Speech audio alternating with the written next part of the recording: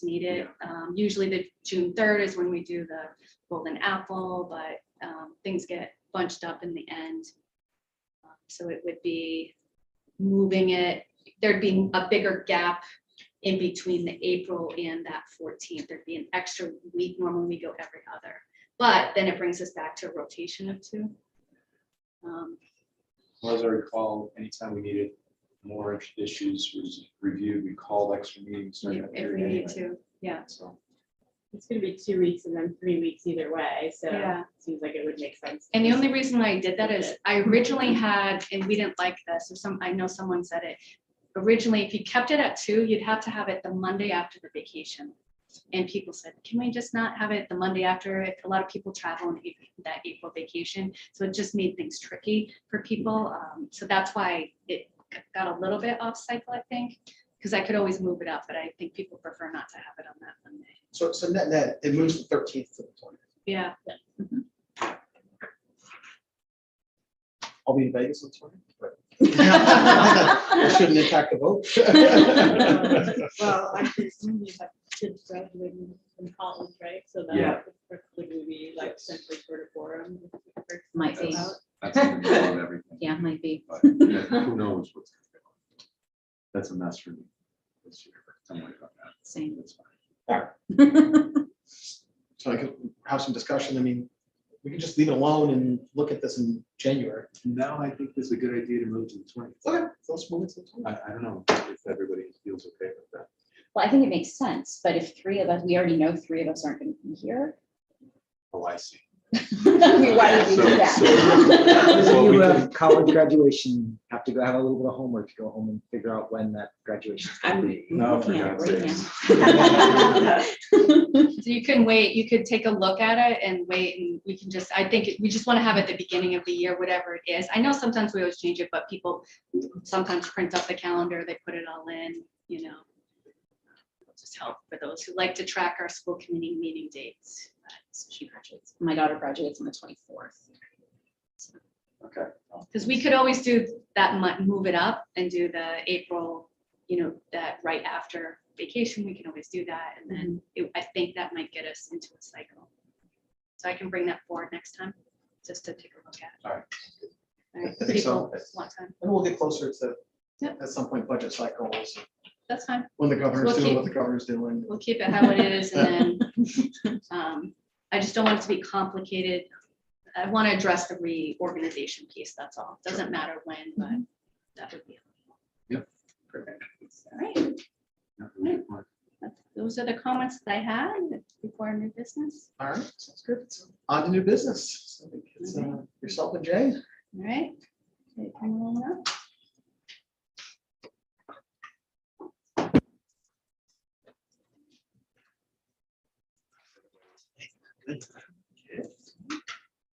All right, so the governor signed the budget. I don't remember if she had actually signed it when we met 2 weeks ago or not, but, No, I think it happened, honestly. but the governor did sign the budget.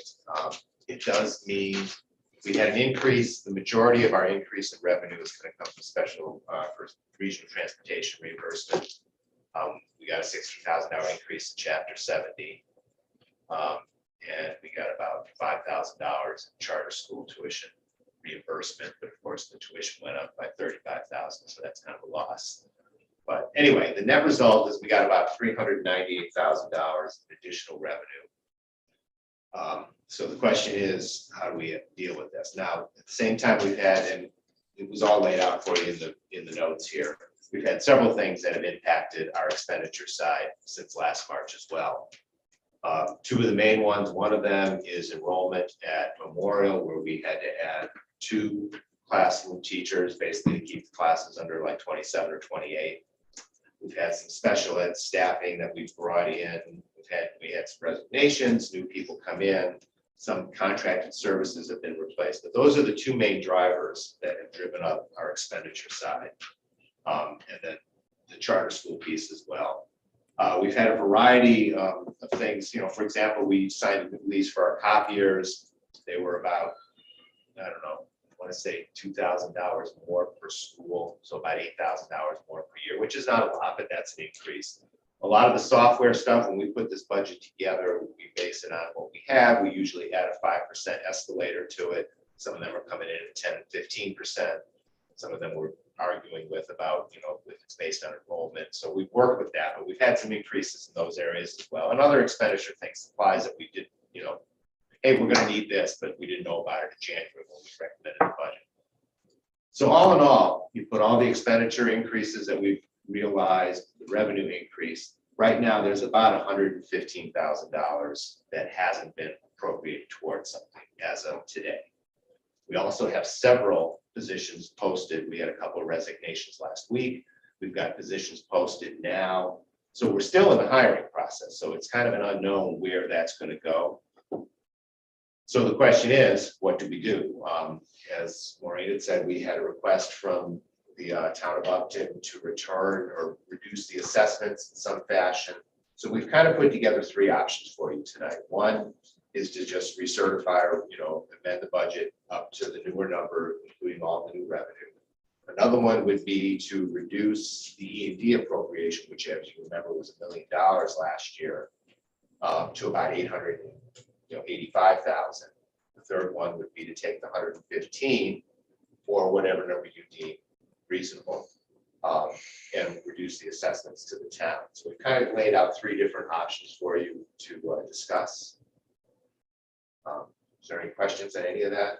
How much did, so when the town manager of Upton, the finance committee chair, communicated with you guys, how much were they thinking was appropriate to reduce for their assessment? We could probably ask the He's finance in the committee chair. room, but I will say, I could just say, it's just, are you considering this and what are you considering? And it would be helpful, I right? see. And so I responded that it's something that we would look at once we went through all the final, because some of, like Jay just said, I mean, we were hiring Wednesday, Thursday, we have interviews tomorrow, and we had 2 resignations. I think I mentioned some notes to you, but just Friday. And what's happening that when it's the beginning of the hiring season, there's a larger pool. They don't all have jobs.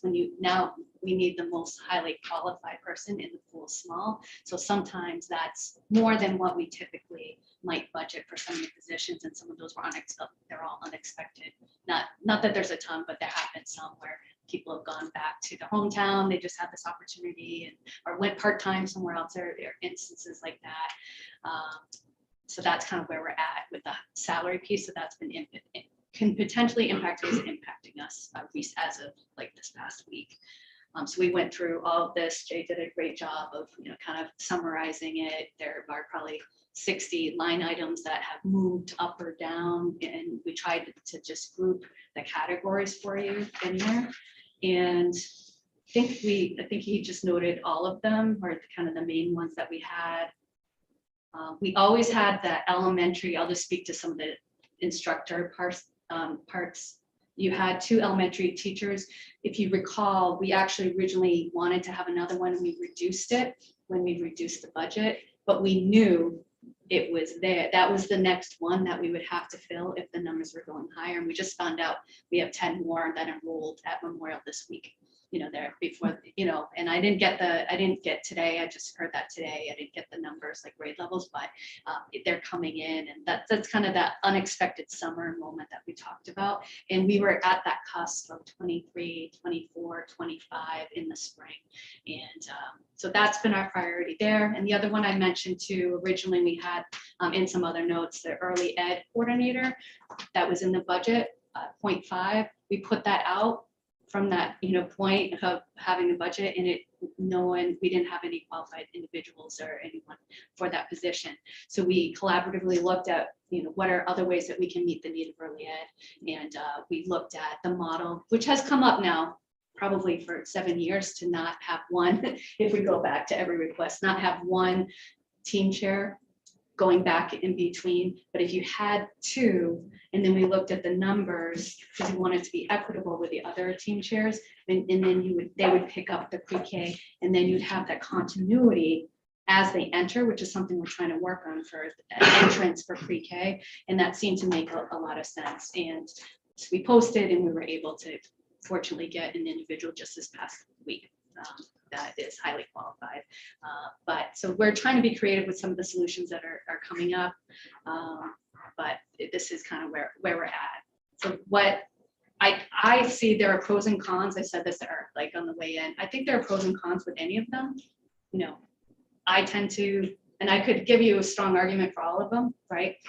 I tend to lean towards, can we help the towns? I know they picked up the, you know, additional students, and particularly in Upton, we had the, you know, community center. I understand that there are some needs that have been coming in, but I also know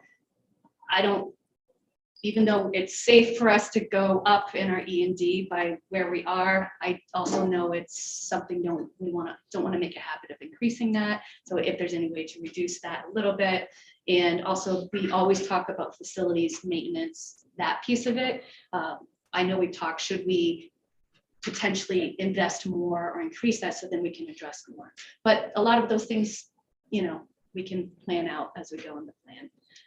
So I think there's just pros and cons, and it's really what you want to do.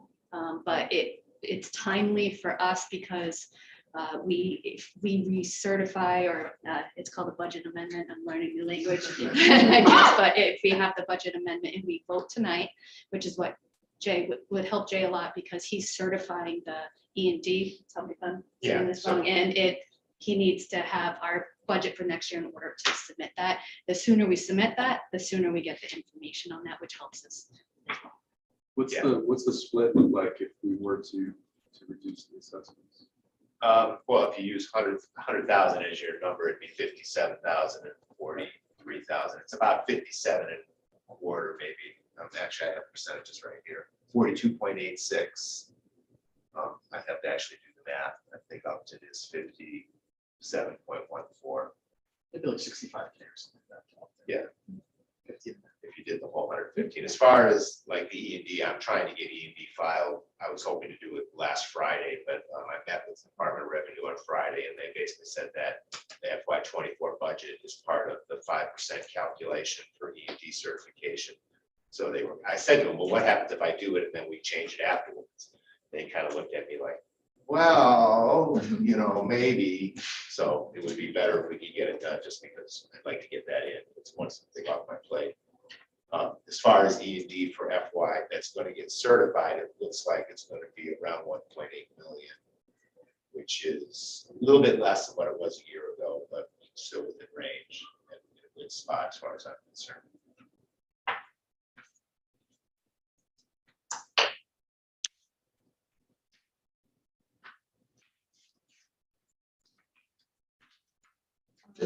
Jay, just help me that real quick. So ED is going to be about the same as it was last year. Approximately. Approximately. I thought I read somewhere here it was going to be down. Well, I think it's 1.86 and it's going to be 1.82. Okay, all right. So It's not minimal, not Yes, substantial. it's relatively level. And if we're returning the 115 to towns and the salaries for the new hires end up being more than budgeted, what does that look like in terms of the rest of that? Well, so when something like that happens, I have to go back to line items and see, you know, for example, I usually budget a little extra money in health insurance in case things change during the course of the year. So you lessen that protection that you might have. Same thing with out of district tuition. For special ed, I know that we have 2 or 3 potentials that are sort of looming out there. But we also had 2 or 3 since March when we certified that did graduate. We thought they might, but we didn't know that back in March. So that helped on the other end. If push comes to shove and you need to be able to do something and there's just no wiggle room at all within the budget, then you have to probably tap into school choice or E&D. In one way or the other, those are where you have in essence, your savings accounts, and you have that money set aside for potential risk factors.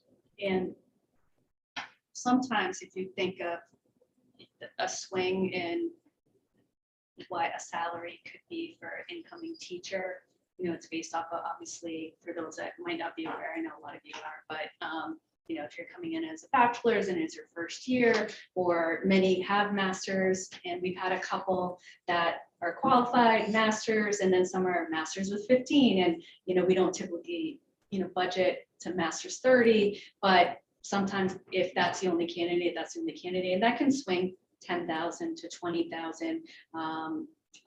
Overall, we're working that out as a leadership team, but right now, you know, we're tight. I think we probably have like teaching type staff or professional staff, you know, 4 main positions that are pending that we're working on. Currently, offers are out or we're interviewing tomorrow in the next week.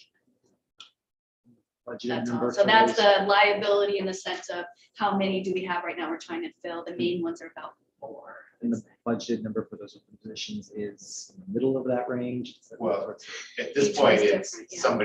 somebody resigned last week, that's the budgeted number. So if that happened to be a person that was master's 30, step 12, then we're probably gonna be okay. But if they're bachelor's step 3, then you run the risk of, you know, maybe somebody comes in master step 5, that's really good, but that could be a $10,000 swing. So it changes and fluctuates so much during the course of Like the year. daily, especially in these, Yeah. you know, these weeks leading up. So, Jay, I want folks to you, since you've been at these tables forever, sitting on multiple sides of it. What's happened over the last 20 years when this comes out? So I gotta imagine it happens both ways, right? We're never gonna land this on the people. And so we go through, we do all the best we can, and then the governor surprises us with a little extra dollars, or they surprise us with fewer dollars. What has been the precedence over the last 15 to 20 years when we hit this point?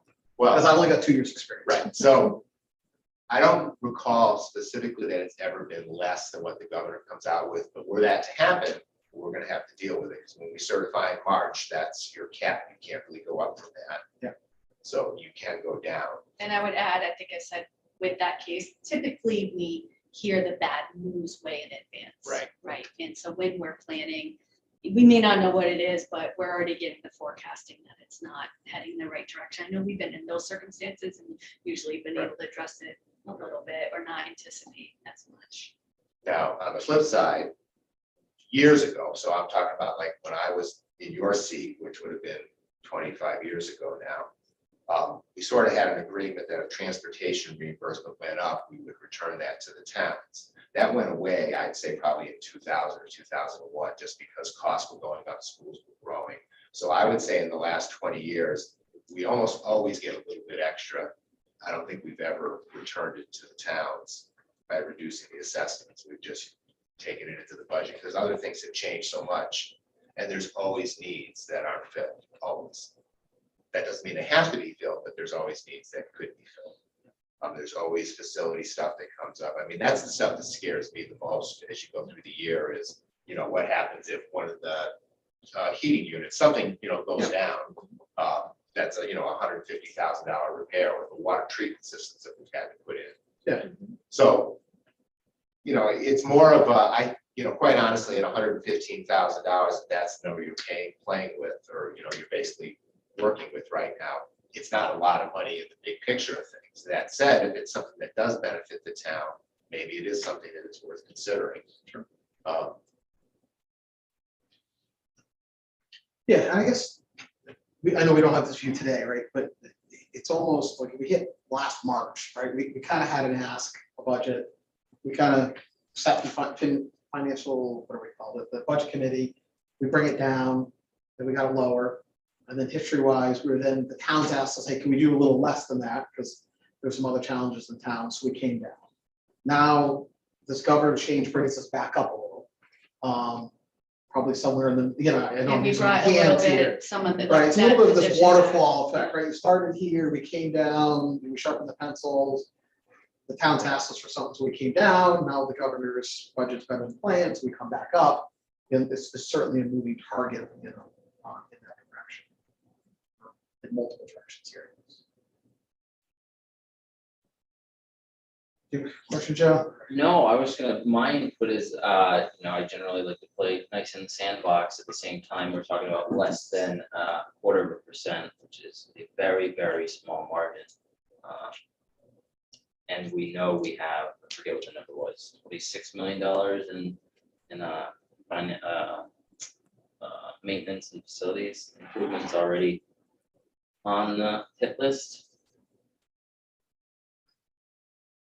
I mean, I will say those are two separate things, though. The capital list is gonna not be something that's gonna get hit on the operational side, it'll be hit. at Right. exclusion of some time. But you're right, we have a We fairly have large smaller capital ones that list. are in there. Having worked with the towns on 2 overrides, I think since I've been involved, there's something that feels collaborative about seriously considering, if not appropriating it all back to towns that he's talking about, a portion of it. I don't know if we have to go either or with all of these, but if we could keep a little bit to cushion the salary hit that we may take and still give some back to the towns, that feels good to me, just in terms of promoting positive relationships. And we talked a lot about that last year, and I don't want that to be just lip service. And it has felt awful these couple of times going to towns and begging for money and overrides. And if we're having a little bit more of a prosperous year than we thought, to be able to do that feels I agree. I think better. you nailed it. I mean, that's a good summary. And it's also, we're a small town, right? And you know, Paul's here today. I talked to the Mendon chair earlier today for a couple minutes. So it can be a conversation. Hey, if things are going okay at the towns and we're ready to go install some real water bubblers for the kids, then we should be able to have that conversation, right? And I think It's also, I mean, it's a really good, honestly, it's really good to communicate with the town that we genuinely do not know what the budget is going to shake out to be until the freaking governor signs the bill. So just to have everybody in the towns, both towns, understand that we're trying our best here, we're not just overshooting everything to make sure that we get as much money from the towns as we can. It's a good message to give back to the towns. Say, look, you know, it's, the governor gave us a boost here. We feel like we need to share it in the community. It's great. If I could add something to the conversation too. I'm very much aware when you have new buildings and you need to staff buildings and you have things that are at both towns, that's a position that they couldn't fill, right? And I'm always appreciative myself of the support that we've given when we are narrowing down, because you know, we have 20 positions and they're not just fluff. They're like, we have worked through a process and then we narrow, and we're like, okay, this is how we can have that continuous improvement. But you know, if there are ways that we can give back to and have towns have that, I think those are positions that are part-time too. So that's what's in my head, even though I know my role here is to advocate for what we need. And, you know, we're sharing, you know, what those needs are and being transparent with that. But I mean, Yeah, part of the it's just- strategic plan says we need to communicate with the towns and collaborate more. This should be part of our initiative. That's my 2 cents. Mr. Chairman, if I just make my 2 cents on this, go ahead. it's a PR. For forever that I've been doing this, all right, you always get hammered for whatever reason. And again, I know what's going on. A lot of people know what's going on. The guy that's paying the bill, he doesn't know what's going on. Okay? And Sean and I have had this conversation for as long as he's been on this committee. All right? My point is, it's not all that money. Okay? You're not gonna find, you know, you're not gonna lose 2 people or 3 people because you gave the towns back 50 grand or whatever it is. All right? It's a PR move, and it's a positive. It's a check of positive in the column for the school district. Good one. Yeah. All right. Well, I guess we're at the point, if someone on the board wants to make a motion, we can do that. I move to return the $115,464 to the towns to reduce their assessments and help them with You additional. kind of have to go through all these motions again. I know. Yeah, well, so we can, We can do that next, right? I'm trying to figure out which. Is it the I've text in the options? got to pull up. You've got it, okay. So, It's gonna be Oh, I option see. one you're looking at.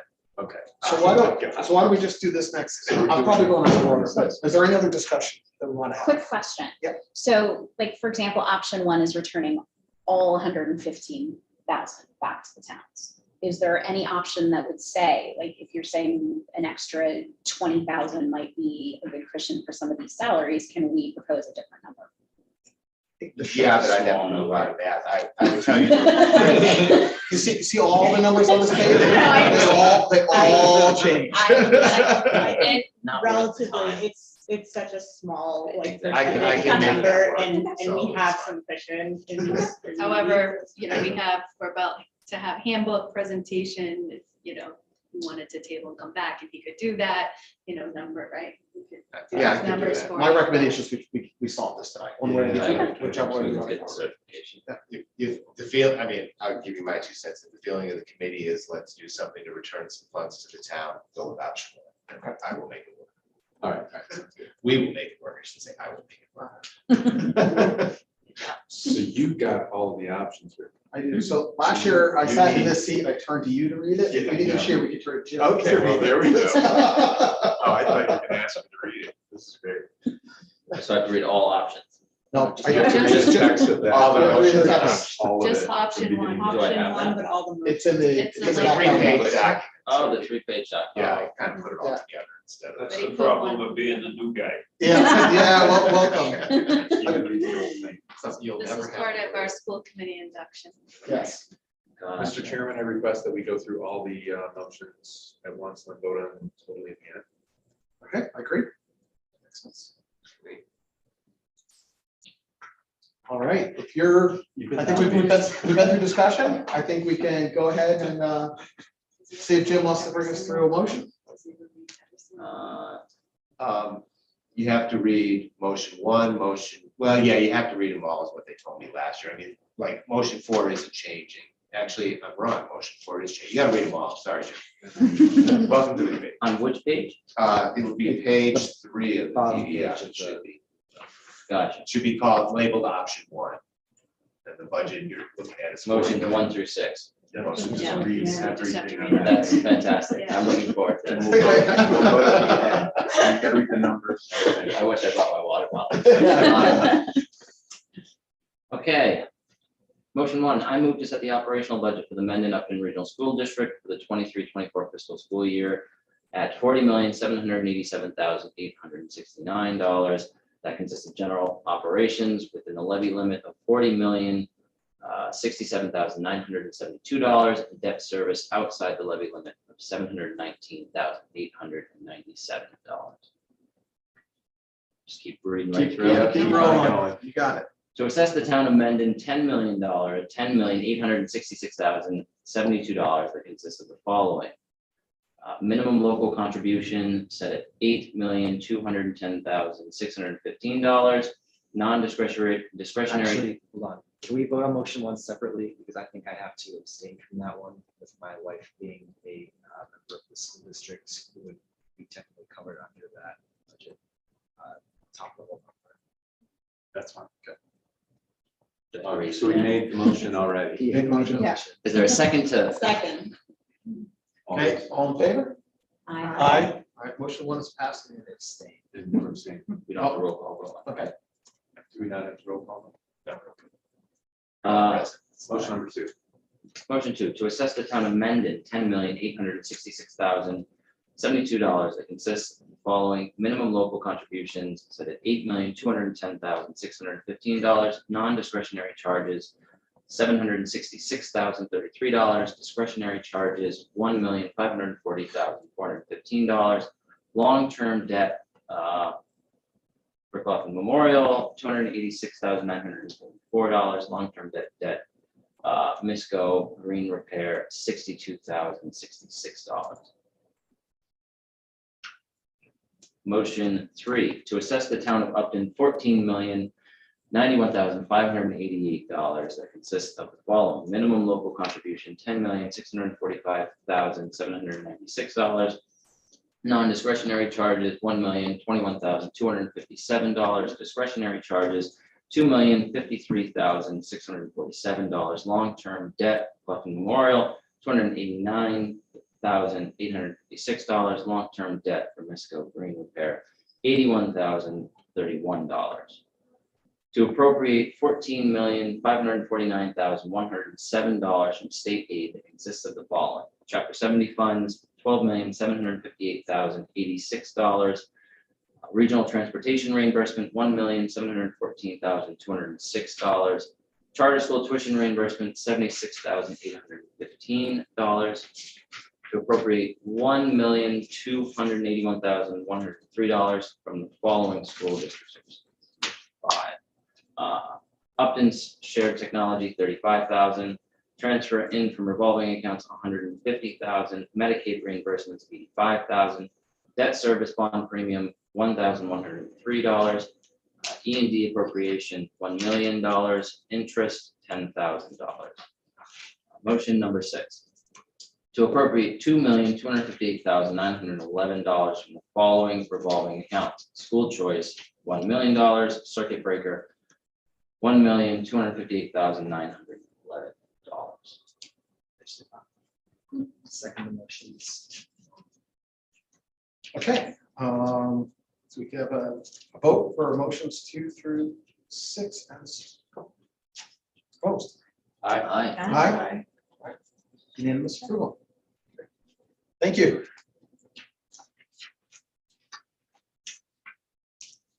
All right. So I guess the next item on new business is handbook updates for the school year 2023-2024.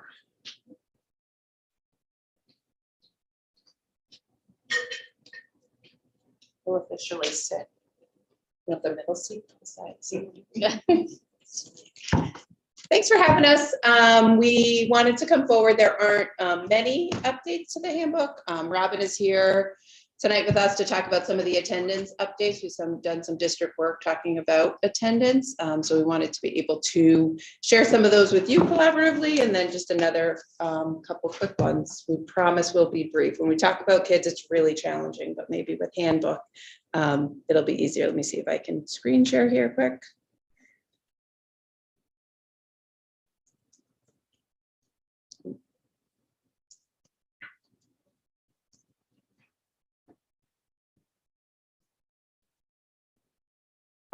Perfect, thanks. So the first thing we want to talk about is attendance. I don't think this is a challenge that's unique to Mendon-Upton. Since the pandemic, attendance across the state and the number of students who are chronically absent has increased. So while it was something we talked a lot about pre-pandemic, it is definitely something we are talking about more. We know that when kids come to school, they're more engaged, they're more likely to obviously get the academic time, but also possess the skills and the self-confidence to be successful in their future. So our ultimate goal is to get them here. In our handbooks, the focus of the attendance guidance before was really about kind of consequences if they weren't coming and excusal notes. And we felt like a big missing piece was talking about the importance of attendance and regular attendance. And again, this doesn't apply to all students, but some students do struggle in getting to school. So another piece that you probably saw in the handbook was really focusing on how we as a school district are going to work to support students and families and create plans around getting them to school. And these are kind of drawn out more in the handbook, but really doing our job to raise awareness between the correlation between those that come to school regularly and future success. So doing some work around there, working with families and students to really understand the reasons why they're absent. And it ranges from, those students that, social emotionally are struggling at home, some have anxiety, those that are working because they're providing an income for different families, some who are sick and dealing with chronic illness issues that we need to be able to support and figure those pieces out. And some is school refusal, but to each, they have a reason why they're not coming, and it's our job to figure that out and create a plan to support them. Like Maureen said, we have a great data platform now. We got some absenteeism data in there that we can use and study and kind of look at the impact of our work over time. Work with teachers, trauma-informed practices. Many of our students that are chronically absent also have experienced some trauma in their lives, and trying to increase kind of the practices of our teachers, but the environment in our classrooms too. I think we can always do better. And then clear expectations, and we did put some clarity in the handbook. I'll talk about that in a minute, in terms of expectations for attendance. Obviously meeting with families, recognizing the good attendance, taking the time to do that rather than just focusing on students that aren't here. There are students that are here every single day.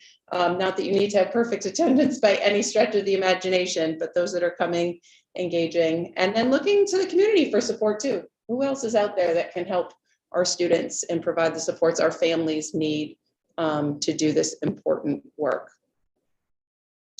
I'll let you chime in too, Robin, whenever you want. So talking a little bit about interventions and services. So DESE puts out some really clear attendance guidance for us that we can use and support schools.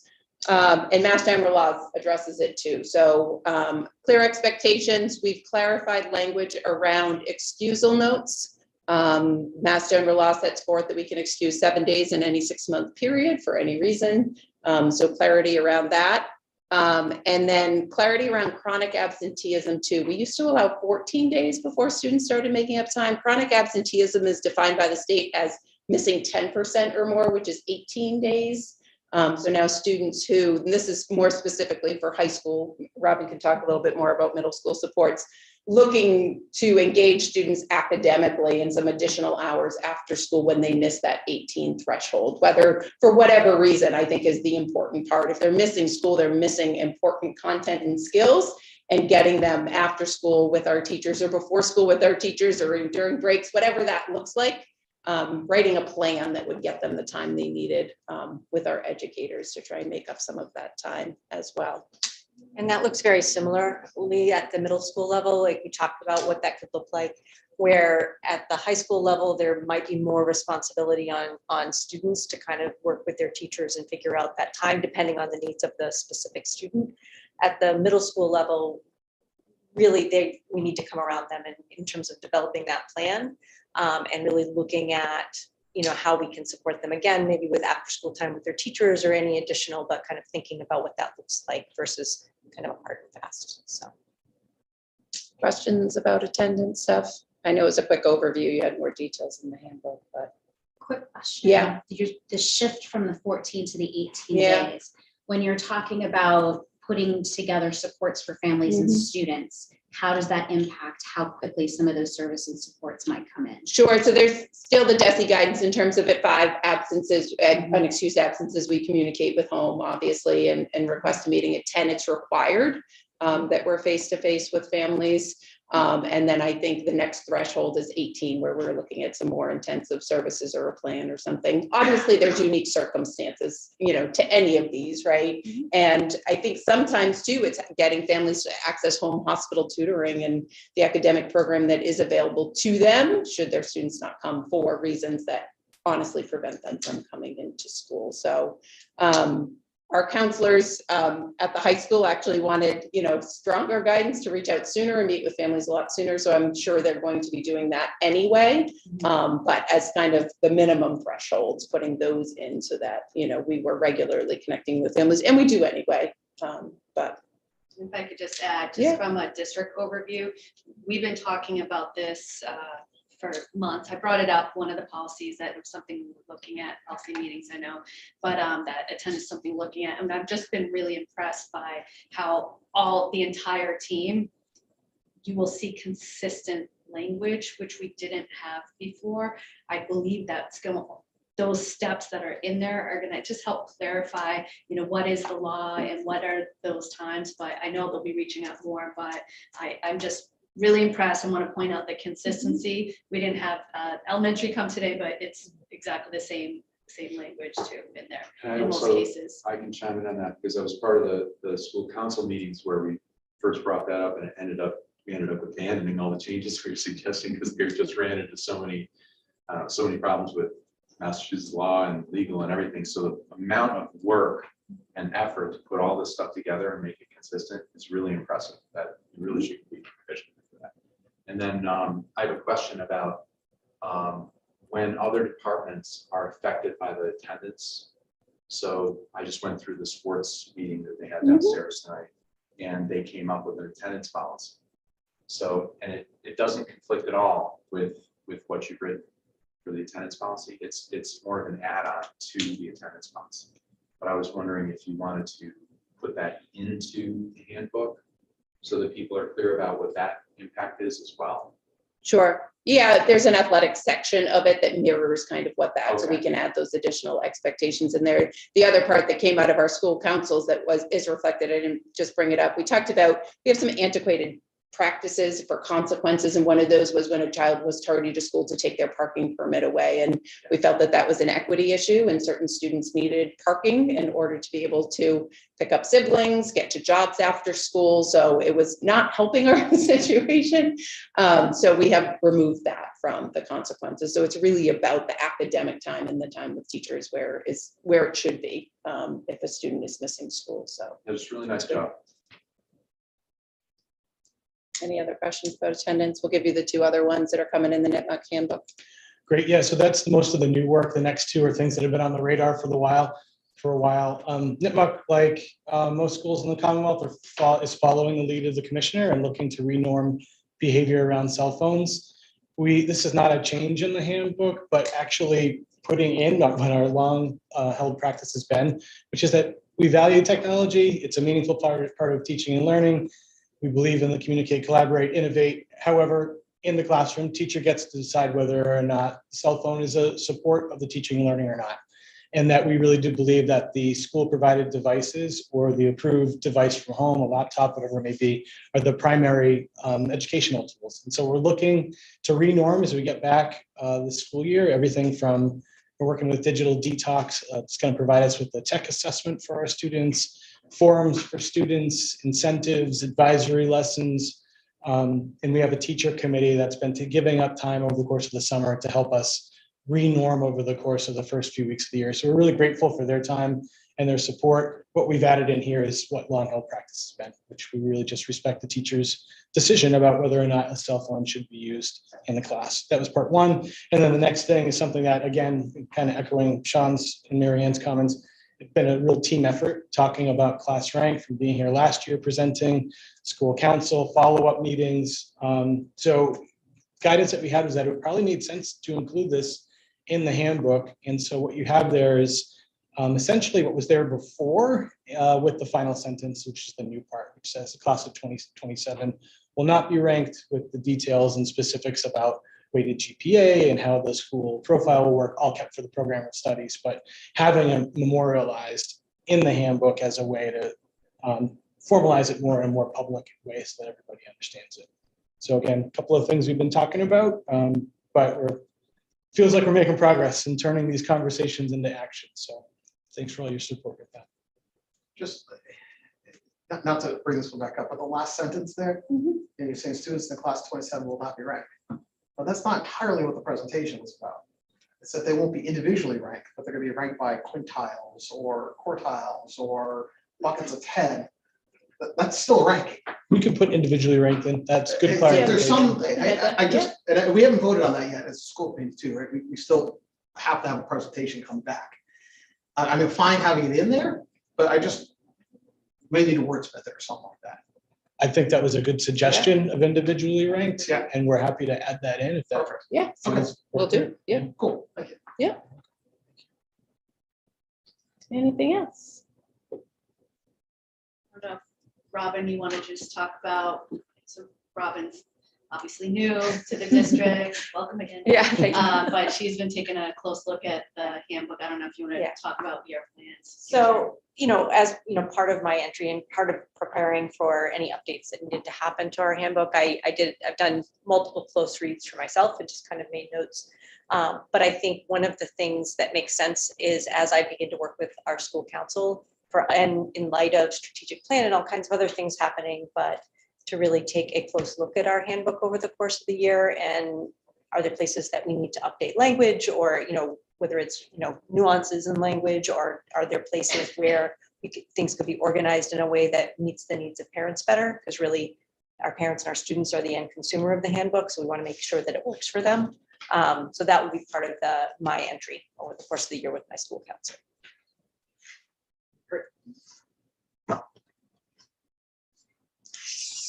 So the high school handbook is what falls underneath Mass General Law for you to vote on. Yeah. You don't have to vote on the middle school, but you have to vote on that, so that to formalize that. Okay. So what's kind of a question to the committee? What's the best way for us to do it? Is it, I think the presentation was awesome, that outlined what you guys want to do, all that kind of thing. Do we treat this like a policy where we do call tonight a first reading?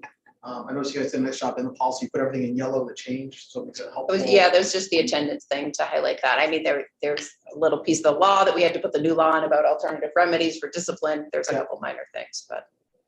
So is there? You know, sometimes you may have instances where you have big items that are coming forward, and usually they'll give like the preview and, you know, heads up on different things. Attendance, we're just kind of getting in line with what Mass General Law and those, and being more proactive in our language. So I would say, I mean, in my past experience, when I used to do it, because I used to be an assistant principal, and I'd come every year and I'd present the handbook. And if it was kind of, in this case, we have a few changes, you can do it like waive the first reading and second. It's not really, we wouldn't usually call it like a reading, like a policy. We would just go on the handbook. That's how we did it when I was on school committee. When I was on school committee and when I was assistant principal. And other times, if we know there are things that are going to change a policy, like, so we made sure we looked at attendance policy, that no attendance policy had to be adapted. We fit within the structure of that. We would usually bring that policy forward. You'd have readings on it, then you'd come forward with the handbook changes that adapted to that later on in the year. Yeah. So I don't think you need to do it unless it's, you're linking it back to some of the policies that we have in place to change. That's my opinion on that. Any other thoughts? Have a motion to, I'd like to make a motion to approve the Nipmuc Regional High School Handbook for 2023-2024. second. Any further discussion? All right, all in favor? Aye. Great, thank Thank you guys you. very much. for Appreciate coming. it. Appreciate it. For all your work. All right, school committee subcommittees, we'll start those in September and October and get the list of dates and all that out there. I think you actually asked us, Maureen, for some homework to get back to you on dates. Maybe what would be helpful if there's for committees, I can't do this time. Yeah. And then when I go and look at the calendar, I'll try to put out the right ones, keeping that in mind. So I don't say, hey, every Thursday, I'm like, oh, we can't do Thursdays. That would just help me out as I'm looking at the calendar to plan out September and October. And I'll look at the schedules we've done in the past kind of as a framework. Okay, perfect, sounds good. Are there any other matters not anticipated by the committee within 48 hours of the posted meeting? So, okay. We've got no correspondence tonight, and one of the future action or future agenda items is the district action plans. And if there's nothing else, we can go ahead and take a motion to adjourn. To adjourn the meeting. Second. All in favor?